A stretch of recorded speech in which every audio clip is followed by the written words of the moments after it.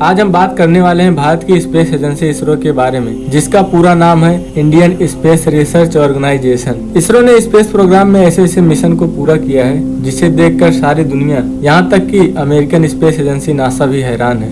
तो चलिए दोस्तों, देखते हैं इसरो के संघर्ष की कहानी को। 15 अगस्त 1947 यह दिन हम भारतीयों के लिए सबसे खुशी का दिन था, क्योंकि आज ही के दिन हमारा देश अंग्रेजों की गुलामी से आजाद हुआ था। एक तरफ देश की आजादी की खुशी तो दूसरी तरफ देश में हुए दंगों का दुख, जिसमें लगभग 5 लाख लोग मारे गए थे।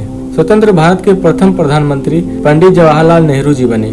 उस समय भारत की स्थिति बहुत खराब थी, चारों तरफ बेरोजगारी और गरीबी थी। ऐसी कठिन परिस्थितियों के बाद भी भारत ने सोचा, अगर हमें अन्य देशों के साथ कंधे से कंधे मिलाकर चलना है तो हमें स्पेस प्रोग्राम में अपने पैर जमाने ही होंगे। यह बात सुनकर कई सारे विकसित देशों ने हमारा मजाक भी उड़ाया। उनका कहना था कि भारत जैसे गरीब देश को स्पेस प्रोग्राम की क्या आवश्यकता है। साल 1961 में हमारे देश के प्रथम प्रधानमंत्री पंडित जवाहरलाल नेहरू जी ने भारतीय अंतरिक्ष अनुसंधान की जिम्मेदारी डिपार्टमेंट ऑफ एटॉमिक एनर्जी यानी भारतीय परमाणु ऊर्जा विभाग को सौंप दिया, जिसके डायरेक्टर थे डॉक्टर होमी जहांगीर भाभा, जिन्हें भारतीय परमाणु ऊर्जा का जनक भी कहा जाता है। साल 1962 में डॉक्टर होमी जहांगीर भाभा और डॉक्टर विक्रम साराभाई ने मिलकर एक समिति का गठन किया, जिसका नाम था इनको स्पार यानी Indian national committee for space research. इसके चेयरमैन बने डॉक्टर विक्रम साराभाई जी। 20 नवंबर 1967 को भारत ने अपना पहला स्वदेशी साउंडिंग रॉकेट रोहिणी 75 लॉन्च किया और यहीं से भारतीय रॉकेट की शुरुआत हुई। क्या आप जानते हैं, हमारे पहले रॉकेट को एक साइकिल और बैलगाड़ी पर लाद कर ले जाया गया था। अब आप समझ सकते हैं कि उस टाइम पर भारत की क्या स्थिति रही होगी। आगे चलकर 15 अगस्त 1969 को भारतीय स्पेस प्रोग्राम को भारतीय परमाणु ऊर्जा विभाग से अलग करके एक स्वतंत्र सरकारी ऑर्गेनाइजेशन बना दिया गया, जिसका नाम रखा गया इंडियन स्पेस रिसर्च ऑर्गेनाइजेशन, जिसके प्रथम चेयरमैन सतीश धवन जी बने।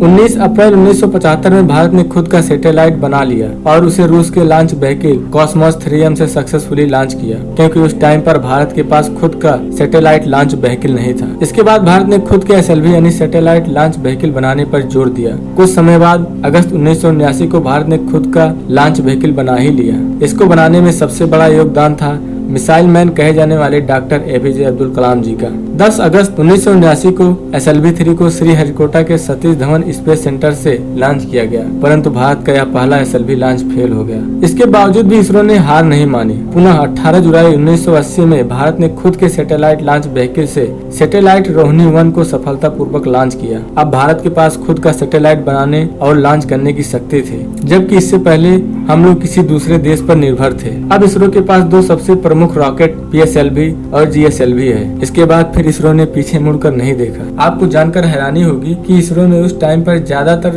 काम करने वाले वैज्ञानिक केवल BSc और MSc पास आउट थे, लेकिन उनके मेहनत और लगन ने उन्हें ऊंचाइयों पर जाने से नहीं रोक पाया।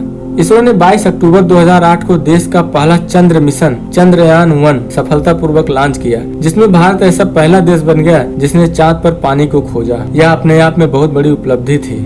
25 सितंबर 2014 को मंगल ग्रह की कक्षा में सफलतापूर्वक मंगलयान स्थापित किया।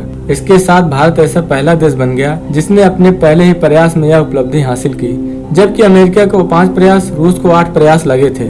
चीन, रूस तो अपने पहले ही प्रयास में असफल हो गए थे। इस मिशन की सबसे खास बात यह थी, सबसे कम खर्च में पूरा किया गया। इससे ज्यादा खर्च तो 2013 में बनी हॉलीवुड फिल्म ग्रेविटी में लगा था। यह भी हम भारतीयों को गर्व करने वाली बात है। 2017 में इसरो ने एक ही रॉकेट PSLV C-37 से 104 सैटेलाइट लॉन्च करके विश्व रिकॉर्ड बना दिया, जिसमें 96 सैटेलाइट US के, 3 भारत के, बाकी अन्य देशों के थे। आजकल जब हम किसी से मिलने के लिए घर से बाहर निकलते हैं तो सामने वालों को बोलते हैं, भाई अपनी लोकेशन भेज दो, और जैसे ही हम लोकेशन पर क्लिक करते हैं मोबाइल रास्ता दिखाना शुरू कर देता है। ये सब GPS यानी ग्लोबल पोजिशनिंग सिस्टम के जरिए होता है। GPS सर्विस एक सैटेलाइट बेस्ड सर्विस है जो डिवाइस की लोकेशन, पोजीशन और स्थान के साथ साथ मौसम की जानकारी देता है। ये टेक्नोलॉजी अब तक केवल अमेरिका, रूस, चीन जैसे देशों के पास था। आपको जानकर खुशी होगी, यह टेक्नोलॉजी भारत के पास भी अपना GPS सिस्टम आ गया है। भारत के GPS सिस्टम यानी नेविगेशन सिस्टम का नाम है Indian regional navigation satellite system, और इसको तैयार किया है इसरो ने, जिसे नवंबर 2020 को इंटरनेशनल मैरीटाइम ऑर्गेनाइजेशन यानी IMO द्वारा मान्यता मिली। दोस्तों चलिए देखते हैं इसरो के आगामी प्रोजेक्ट के बारे में, जो विश्व में स्पेस प्रोग्राम में नया इतिहास बनाएगा। मिशन चंद्रयान 2 जो कि सितंबर 2019 को फेल हो गया था। इसका मुख्य कारण था टेक्निकल ग्लिच, जो कि चंद्रमा की सतह से 2.1 किलोमीटर पहले ही इसरो का संपर्क टूट गया, जिसके चलते रोवर की सॉफ्ट लैंडिंग नहीं हो पाई। इसलिए इसरो का अगला टारगेट है चंद्रयान 3, जो कि चंद्रमा पर सॉफ्ट लैंडिंग का प्रयास करेगा। इस मिशन की कुल लागत लगभग 600 करोड़ से अधिक होगी। भारत का अगला टारगेट है भारत का पहला मानव अंतरिक्ष उड़ान मिशन गगनयान, जो कि 2023 में लॉन्च हो सकता है। इसरो और HAL द्वारा संयुक्त रूप से बनाया गया अंतरिक्ष यान 3 भारतीय अंतरिक्ष यात्री को 5 से 7 दिन के लिए पृथ्वी की निचली कक्षा में ले जाएगा, यानी लगभग 2000 किलोमीटर। इस प्रकार आने वाले समय में इसरो कामयाबी की बुलंदियों में सबसे आगे होगा। कई वैज्ञानिक तो ऐसे थे जिन्होंने अपना सारा जीवन इसरो और देश की प्रगति में दान कर दी। कई लोगों ने आजीवन शादी तक नहीं की। दोस्तों, हमारा देश आज विश्व भर में शक्तिशाली देशों में गिना जाता है और स्पेस प्रोग्राम में आज विश्व भर में चौथे स्थान पर है, जबकि पाकिस्तान की स्पेस एजेंसी सुपार्को की स्थापना हमसे पहले हुई थी, लेकिन उनका कहीं नामो निशान नहीं है विश्व मंच पर। आज हर नागरिक को भारतीय होने पर गर्व महसूस होता है। दोस्तों, यह वीडियो आपको कैसे लगी हमें कमेंट करके बताना ना भूलें। वीडियो लास्ट तक देखने के लिए आप सभी का बहुत बहुत धन्यवाद।